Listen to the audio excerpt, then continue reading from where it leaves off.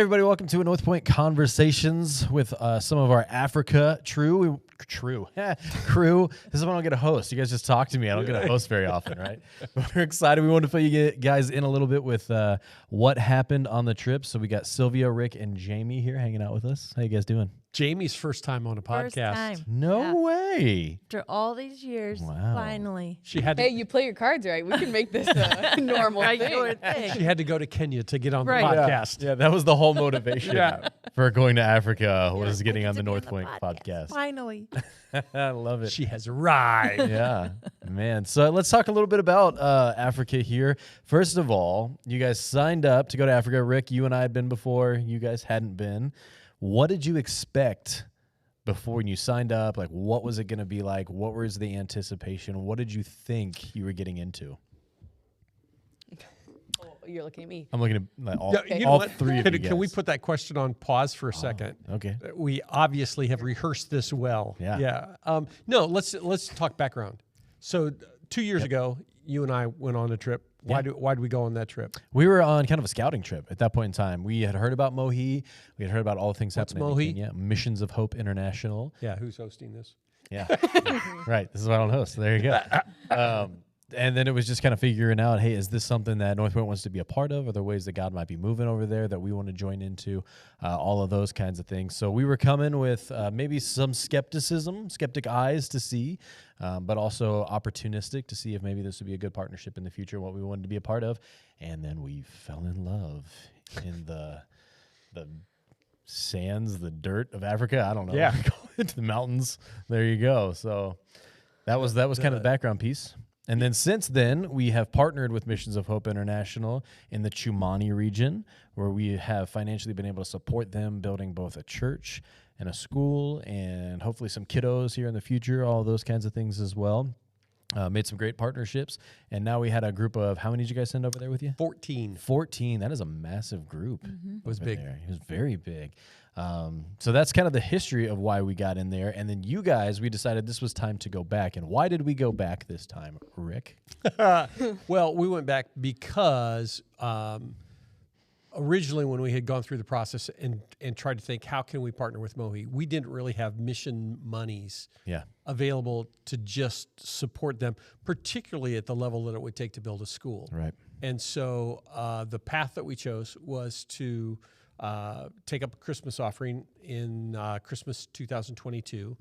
And they were able to use that money to kind of change the way that they typically do things because God was working in that. They built a new church building so that the church could start. After the church started, they began to feed kids because there were kids everywhere in the community that were that didn't have enough to eat. Really poor. Maybe you guys can talk about this in a second in terms of the poverty that was there. The kids came, they did some stuff with them, and then the kids literally said, "Can't we have a school?" Mm-hmm. And so they began to teach the kids as well. So they now have a preschool 1, a preschool 2, a first grade class, second grade class, and a third grade class that meets in the church building and in 2 temporary buildings that are there. So we went to involve Northpointe people to see what's going on there, to see firsthand what's going on, to visit kids that we sponsor there. If you remember, if you've been around Northpointe, Wallace and Mary Kamau, who are the founder directors of Mohi, were here a year ago, the first week of May in 2023. Lots of family-sponsored kids there, about 110 kids we sponsored there. Chumani, the school that we helped build, didn't exist at that point in time, so we couldn't sponsor Chumani kids. We sponsored kids in an area that was close to there.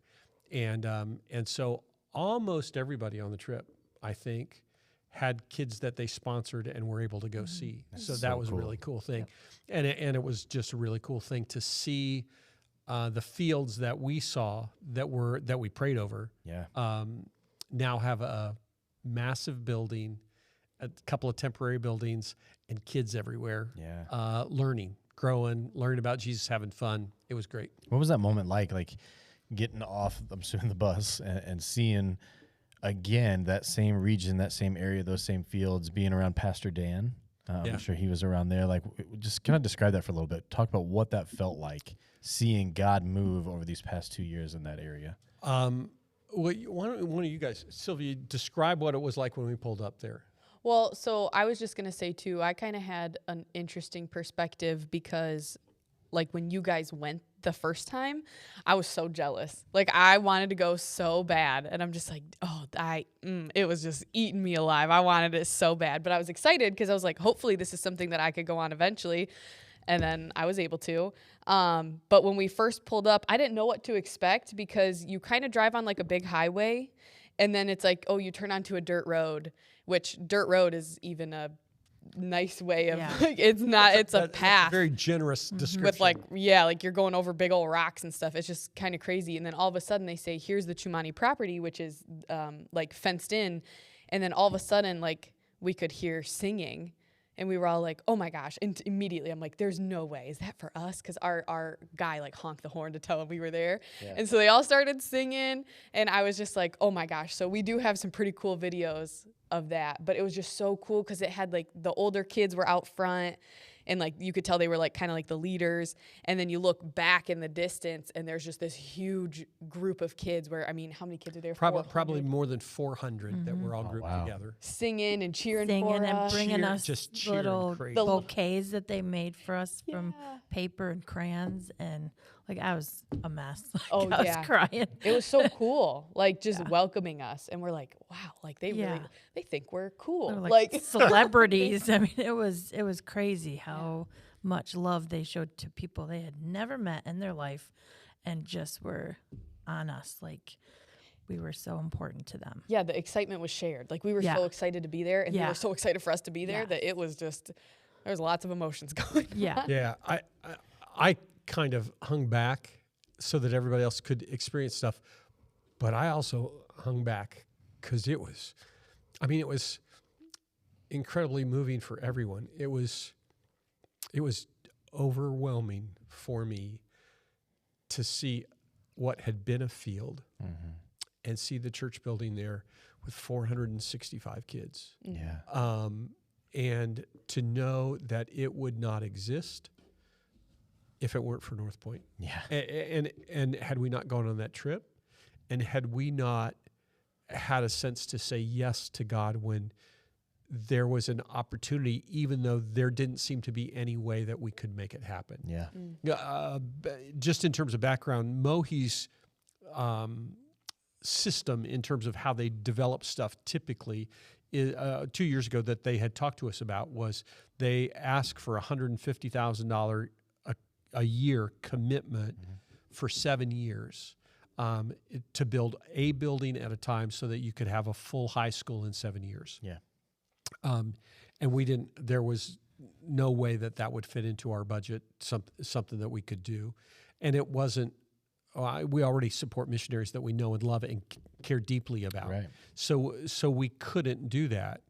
But what we could do was a Christmas offering. And they changed their process because God was working. And we saw, later we went to another school, another area where the kids were, that like their property is like, oh yeah, it's phenomenal. Yeah, super. Yeah. So that 1.35 million, if you've got that to help, Chumani could really use it. it just is. It's a fabulous setup that's still out in the middle of nowhere, but buildings that are incredibly nice and that say, man, you matter. Now, Chumani, they know that they matter too, but it's like dirt everywhere. They're playing in the dirt, doing stuff. One of the pictures that will live in my mind is of boys with a truck tire, just pushing the truck tire, making it roll and just chasing it all over the yard, which was just cool. It was a cool thing. So it's very basic, but God's working there, and so to see that. To see the reality of what's there and know that it didn't exist was incredible. Yeah, and for those that don't know, like this started with the Kamals, Mary and Wallace, years ago, really with Mary's heart for this. out of nothing. She was just doing like a preschool class and just kind of got burdened for this to meet needs. And it's grown now over the past, 20, 30 years or so? That started in the year 2000. Okay. And basically, Mary, as a college student, walked through the slums of Nairobi and said, "Where's the church? Where is the church in this place?" And so she made it her thing to try and find the poorest of the poor in the slums that didn't have a school, didn't have an opportunity to do anything, and began to meet with their families to say, would you allow us to teach your kid? And out of that now, in 2024, there are 25 schools, 30,000 kids in those schools, churches, and the scope of their ministry is incredible. One of the things that I think is especially cool is they've got roughly 1,000 employees, and I think it's less than 6 are Americans. Wow. So it is completely led by Kenyans. Yeah, that's incredible to think about. And then they reach, it's not just like, obviously we have our place in Chumani that we support, but they are basically all over Kenya. They started in Nairobi, but they've branched out to the entire country, right? Mm-hmm. Yeah, they're in 5 different regions in Kenya, and you didn't know this. Branching out. Liberia. Yeah. And they have a school that they've launched in Liberia as well. Man, so interesting. So as you guys went down and you got to experience all of this for the first time, and they take you through like an orientation, right? And they tell you, hey, we've got this approach. It's not just about schools. It's not just about churches, but they've got this kind of holistic approach. Community. Kind of talk to me about that. Like, what is that like? What all do they do? It's that CHE, the community health evangelism. You rock. Yeah. Nice. You So got me on what is remember, that? I What was, is like, community falling health asleep evangelism? during the orientation. we were very tired. That was the first Yeah. day. Yeah. So we're all very jet lagged Yeah. right now. Yeah. But that's like, I think, such a cool thing because it's all like working with the community. Like, you help us, we help you. Like, what are the pillars? Do you remember? Yeah, we can do the pillars in a second. Jake probably remembers the pillars. No we can way. put him on the spot. Yeah, You so it's remember the 'em? education, it's the health, it's the church, and then it's the finances, right? Yeah, that's the empower, Wasn't there 5? educate, empower.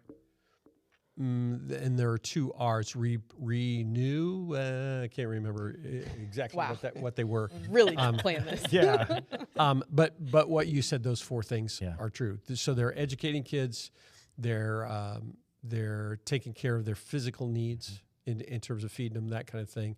There's the spiritual piece that they're teaching them about Jesus.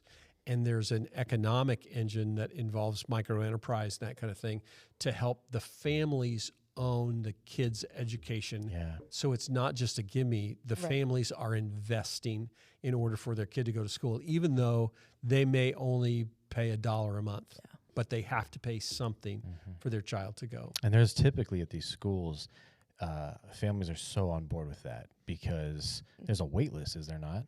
Yeah, I mean, they've got kids that if they had more sponsors and more ability to teach, they would reach more Be able to kids. reach Yeah. more kids, man. But then, like, to partner with the community too, and like just the parents and the family members, right? They have caseworkers that go meet with the families, Yeah. and like they have to do that a certain amount of time.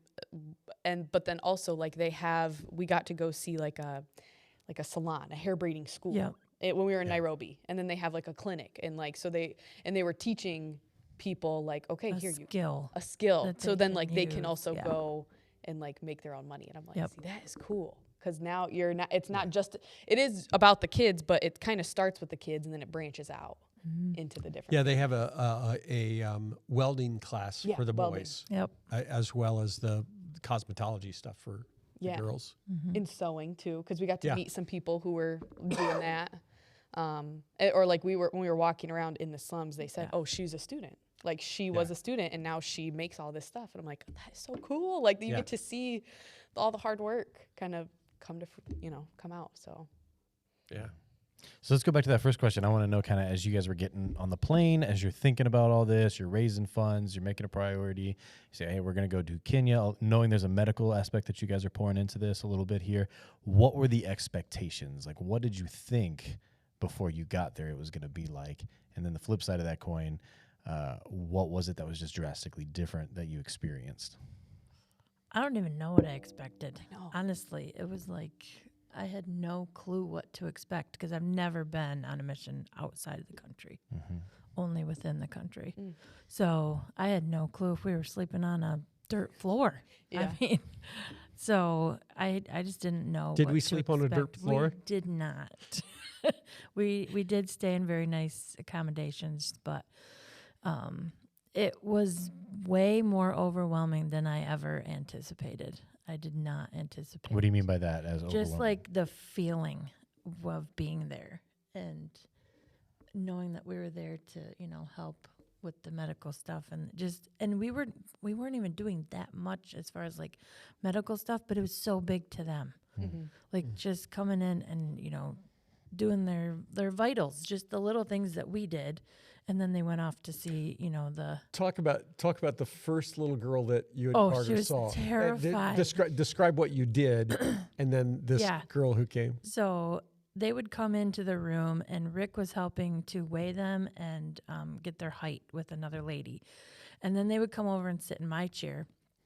All I was doing was checking her temperature and doing a pulse ox on her finger. And she was terrified. She would not even let me touch her.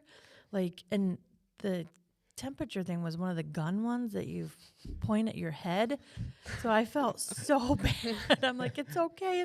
And she didn't speak English, but we got them through it. And Carter was really good at calming them down. He would start to play with them a little bit, and then they would calm down and trust him to do it. But it was really cool, and it was so important to them that we were there for that, even though we weren't doing a lot, but to them it's a lot. So that was and because of the volume of people that we had, we were able to so accomplish many. a lot Yeah, in a short period of time. we had a lot of kids come through. In one day, I think we did a full medical stuff. So after they saw you described the process because you were walking the kids you through it saw all. everything that was going on. I was just in my one little bubble. Yeah, so and it was in the church, and so in that church building, they put up the plywood walls to make rooms, which is really incredible to see how they do that. But yeah, they first came in, sat down, and these kids are so well behaved. It's crazy. They just sat there you kind of think, I have to do something to keep them entertained. No, they just sat there. They don't move. Yeah. Nope, they just sat there. They were looking at us, making eyes at us, kind of wanting to give us Giving the high high fives. Yeah, but other than that, they were great. But yeah, so they first walked in, height and weight with you in the first room, the pulse ox on the finger, temperature, and then they got to go to the next room, which was the lab, and Michaela was doing that. She was a part of it, and they had to get their finger poked. And word got out pretty quick that they were getting their finger poked in that second room, so I'm walking the kids down, and they were, again, very nervous. Some kids were trying to, put on a brave face. Other ones were really freaked because they've never seen a doctor, right? That's what we were there doing. And then they would go see the nutritionist, which Rachel Ermitlou was working with one, and so was Chris Sullivan. And so they were I think they were checking their collarbones, parts on their head, just to see, vitamin deficiencies. Yes, because they were given that. those little vitamin capsule things. And the process that's so cool is then they'd get a sticker.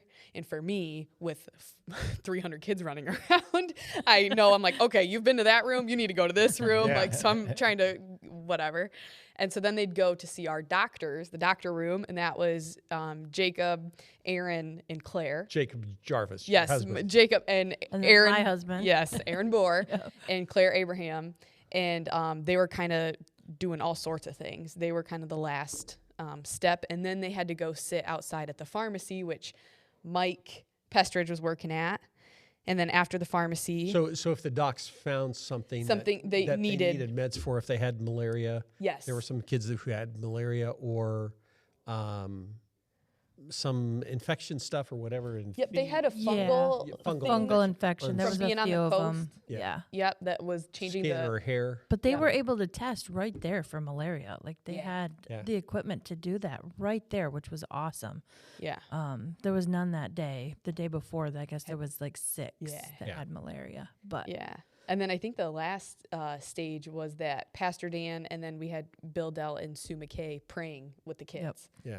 And handed out lots of stickers and lots of fun things. But yeah, it was cool to see the whole process. And actually, we debriefed that night, and just to hear what everybody did was super cool too. Because like you said, like you were just in your room. I was just a small little part, but Yep. it was such a huge thing that we were doing. And it's busy. Like I remember Yeah. Aaron asked me, or like people, because I was running around each room like, hey, take pictures. I'm like, I did not get that many pictures because I'm trying to wrangle all these kids. But Yeah. no, that was cool. And we did that just for one day. Yeah, I think we probably we never landed on a number, but we probably did more than 250 kids. Yeah. Oh, that sure. one day. Yeah. It was a lot. Yeah. But so kind of just to go off of your question too Yeah. with expectations, I don't really know what I expected. I've been on another mission trip. I've been to Haiti before with my husband, and we kind of just stayed in one spot the whole time. So I guess that's kind of what I thought we were gonna do, is just stay at Chumani. That's all we're gonna do. And we were there for a long time doing lots of work, but we were running. Like we had lots of stuff to do. First we were in Nairobi. We got to walk through the slums, do the home visits with people, get to pray with people, which was really cool. Tour that school, meet those kids, and then take off to the coast. And we're working at Chumani doing the medical day. And then we're... Hold on for a second. Let me just talk about the school for a second, because that's a school that we visited in Pangani. Pangani is the name of the school. It's got like 1,300 students. One of the things that I just think is the coolest about that school, and that's the oldest school, is that they have a special needs class. And so kids who have learning disabilities or whatever, and again, these are the poorest of the poor in the slums, kids with learning disabilities. There's a special teacher with skill, and they came in, and we walked in, and I wasn't with you. I was with Chris and who else was I with? Rachel? No. Anyway, they said, "What's your favorite subject?" And so you've got these special needs kids, and one of them says mathematics, and it says science. It just was really, really fun to have them respond, but just filled with joy at the opportunity to learn, and a teacher who's gearing everything to their particular needs that are there. And they actually are mainstream still, but they rotate in to cover their special needs, which is a really cool thing. Yeah, so we're Pangani, right? And then Chumani is like kind of our thing. But then we also went to the Kibrani school, and that's where we had all of our sponsor kids that when we did it here at the church. So we got to meet them. But just to see the different schools was so interesting and cool. They're all very different. Yeah, very different. Yeah. And like, because the one is like straight city, like we're in the 6-story building. in the slums. Yes, like in that 6-story block building. Yep. Yeah, and then our school, Chumani, definitely smaller, Like, lots of dirt. Like you're Yep. kind of just in the middle of this little area. Would like tree trunk posts with adobe almost mud packed in between the walls. Yep. Yeah. And then the Kibrani school, which is a lot nicer, but still kind of out in the middle of nowhere, sneaks up on you a little bit. But it was just cool to see the different school buildings and how it comes together, but how many kids are impacted even by how different the schools are. Yeah. I would say I did not expect. I mean, Jake told me the slums were like the worst thing I would ever see as far as slums goes. And I did not expect what we saw. It's heartbreaking and incredible. Like it was, we went to this woman's house and it was down a path between two tin hut, like a little alleyway. And if you weren't careful, you were going to get cut by rusty metal along the way. And it was way down, like just horrible walking path. And we go into her home, and it's like a 10 by 10 dirt floor. She had no electricity. We could barely see her face.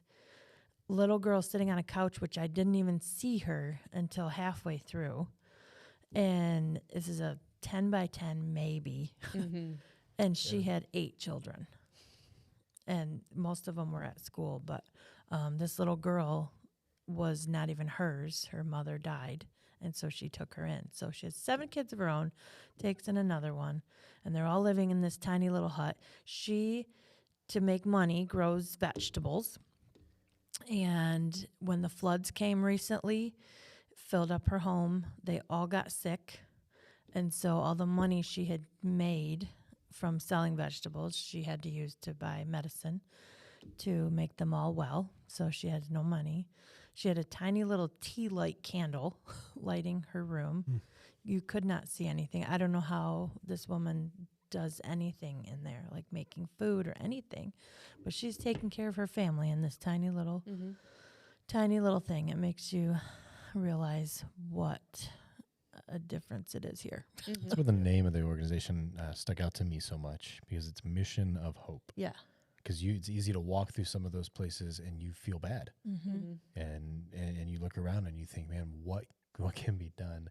Because it feels like, man, this is just so far down, or so far broken, or so far painful, and yet an organization like Mission of Hope International comes in, and the real thing that they're giving is hope. It's hope, yeah. You know, hope through education, hope through the finance, hope through Jesus, hope through whatever else. Yep. The social workers coming in, and they're just telling people, hey, you matter, and we can help life get better for you. Yeah. Not just physically, not just mentally, not just economically, but with the joy and the hope that comes from Jesus. And I to could change feel your life. that talking to this woman. And she didn't speak English at all, but just with the interpreter and us talking to her, you could feel the hope that she has through the organization that is there. So It you know, it's funny because it took me back to in 2015. Jeff Kimmy and I went to Ecuador with Compassion to do a vision trip similar to what we did with Mohi. And I remember the Compassion rep, we're in a place that was very similar, horribly poor. And the Compassion guy said, he asked us, what's the opposite of poverty? And, you know, you would think it would be riches or whatever. And he said, no, it's hope. He said, in this community, if you talk to these kids right now, and they were just starting a project there, he said, you ask those kids what they want to be when they grow up. What are they going to be when they grow up? And their only answer is to do just what their parents are doing. So they, you know, like they said, oh yeah, I'm going to work in the mandrakes and make $1 a day. Well, that's what they do. And the guy from Compassion said, once they go through the process, and hope is introduced, then you start asking, what do you want to be when you grow up? And they'll say a teacher, a soccer player, whatever it was. So when I was with it just was really fun. When I was with the boy, Muhammad, that Deb and I sponsor, and we're talking, he had said in a letter, he wanted to be a teacher, but I said, what do you want to do when you grow up? He said, I would like to be a doctor. And I said, why do you want to be a doctor? And he said, so I could help my parents, which was just really cool. But if you're in poverty, you don't have any concept of being able to be anything except what your environment is. And the really cool thing about Mohi is that at so many levels, there are people who have come through Mohi now, an organization that's 20 years old, and are now leading economic engines, or are teaching in other schools. One of the teachers at Chumani is from Chumani, and is teaching there. And the wife of the lead teacher in Chumani went through Mohi, went through a Mohi school. So just lots and lots of example of that. Yeah. In the Gaza camp too, like all the mentors. Oh, okay, yeah. So the Gaza camp is like just like their Christian camp, like we have here, like Camp Baracal or something. It's very similarly run and really set cool. up, but it was very different landscape and everything. But it's for 6th graders, which is also on purpose because that is such a important time in kids' development. And a lot of their camp counselors they call them mentors, but they went through the program. All of them. Yeah. All of their mentors are volunteers who have come through Mohi. So they've grown up in the slums or grown up in poverty so that they can relate to these sixth graders. Yeah. And every sixth grader in a Mohi school goes for 2 weeks. And they said, so the one that's kind of in northern Kenya, what was it, like 13 hours bus and train ride? Like, that is insane. If somebody who gets motion sick, like myself, I'm like, oh, that sounds horrible. But a lot of these kids would never see the ocean otherwise. Yes. Like, they'd never see the ocean. They never get to have these experiences. And when they get there, they split them up with kids from other schools in other areas, because now you're learning that your circumstance is not just how things are. Right. Like, this is different for everybody, and you're learning about different experiences. And they have like horses there, so they get to ride horses. They do a lot of team building activities. They stay in the ocean. Swim in the ocean. They get to stay in these like cabins, but they're like tents. We call them cabins. They get to make a bed, learn how to make a bed, because Yes. they don't have beds, most of them, or they share it with their sibling or 10 other siblings. So that was really cool. Yeah, because then now you're learning so much more. Like, now it's personal responsibility. You take pride in your things and having things that of your own, and that was just really cool. Yeah, big picture kingdom wise, it was cool. We got to visit Angaza. The Angaza Discovery Camp is what it's called, and it's only about 15 minutes from Chumani, which is there's a fun backstory to that too. Angaza is kind of what birthed the church at Chumani. As it was being built, people in the community helped build it, and they had devotions and worship with them. And when when Angaza was done, the people in the community said, we can't stop meeting and worship. And so they did. But one of the coolest things to me about that, so you've got kids coming from all over, the kids in the schools in the northwest section of Kenya. Several of those communities are Muslim communities that have invited Mohi to come put a school in their area. And so when we were at Angaza, it was just fun to see. There's 124 girls there, and there were probably, I don't know, I probably saw 12 to 15 that were in burqas doing their thing. And just thought, oh man, the opportunity for them to meet Jesus at camp and go back home to their Muslim community, God's going to just change stuff, change lives, change destinies because of that. Really, really cool. You talked about it a little bit, Rick, that you got to meet your sponsored kiddo there. Did you guys get to meet sponsored kiddos? What was that like for you? It was cool. I mean, mine was pretty quiet. Oh, yeah, for sure. And my husband was actually sick, and it was actually his kid that he had chosen. And so he was bummed he didn't get to meet him. But it was cool to spend time with him and talk with him. And I asked, what do his parents do? And like his mom cooks food for people, and his dad's a construction worker. So, that was sort of more of a normal situation. But it was fun. I brought him a soccer ball, and he played with it the entire time. We went outside and played, and the group just kept growing and growing, and we all were playing soccer together. And this kid was really good with a ball. So it was fun to interact with him and to meet the kid that we sponsored. Yeah. Like, we've sponsored kids over the years with other organizations. I've never met any of them. So it was really cool to meet the one that we have sponsored. It makes it so real, because you're writing messages to him all the time. Yes. And I thought it was funny from what I could see, because so Jacob and I have two. We each picked one, and Jacob was sick too that day, so he couldn't go. But it was just funny how they all, I don't know, in a weird way, just fit so well with their person. Like Carter and Michaela's Agnes, she was just this quiet, sweet, just smiling. And so they're making bracelets. They're just sitting there making bracelets, coloring. She was like making them pose with the gifts that they got her, and she was taking their picture. Like, it was just so stinking cute. And then our two kids, Michael and Vera, were little firecrackers. Yeah. Like Vera was like right off the gate, like as soon as because we walk into a room, they're all just sitting there, and then you have to figure out who's who. And they're scared to death. Oh, they were Yeah. so nervous. And that's what I was saying. Yeah. Like they were very shy at first, Very but shy then and we bring out the nervous. soccer Yeah, balls, we bring then out the it was coloring, and they're like, game okay. on. Yeah, like this is fine.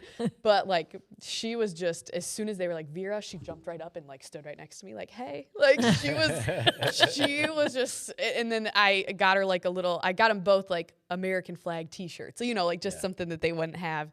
And like she was going around to everybody, look, like look at my shirt. yeah, she was like, look.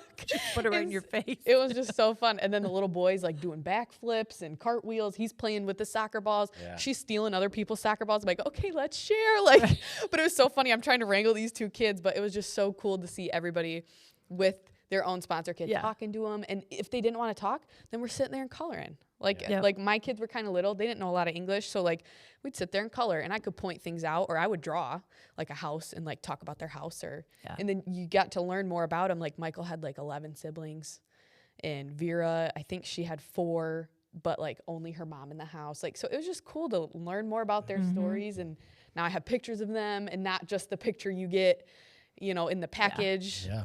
So that was cool. Like that is, and then at Chumani, I was gonna say we all fell in love with kids there. So of course we sponsored them. we did, yeah. Well, because it's kind of like Chumani's like our thing. Like, that's Yes. Northpointe's thing. Yeah. And that's why so many of us are like, okay, we got to start telling more people at the Yes. church, because out of how many kids are there? 400 something? 465 kids. We asked how many were 1%. sponsored, and it was 1%. So like 4 or 5 kids. Yeah. Yeah. And so then, but by the time we all left, There's a there's few like more. 5, 6 more, because each of our families decided to sponsor. Do you know, Rick, like when you say sponsoring a kid, like what does that actually do for those kids or that community? Yeah. I had someone ask that. What's that? I had So remind me to tell them how to do that. Yeah. When we Yeah. get to the end. So $40 a month is what you send, and that helps. That provides for them 2 meals a day. It provides for them a school uniform and the ability to go to school. And at the school, they can get medical care. So like at Chumani right now, it's still a very young program, so they don't have a medical clinic there. All of the medical people in the region came together to do what we did on the medical day that we were able to help with. But they will have medical people come through, and they do like a monthly check on the kids to see how they're doing. And so that sponsorship money allows that to happen. It allows them to learn about Jesus, both in school and in church, and it transforms the community. It's funny. I remember talking to one of the people on our team that said, you know what, $40 a month, it sounds like so much in your brain, but then you think that's like $500 a year. Yeah. And it has the ability, the statistic that I quoted, that I think came from Compassion, that they said whenever you sponsor a kid, it impacts 32 other people. So it impacts their aunts, uncles, parents, grandparents, neighbors. Your gift directly impacts the lives of 32 other people. And so it really does have the ability to change a community dramatically. So if you want to sponsor kids, remember how to do it?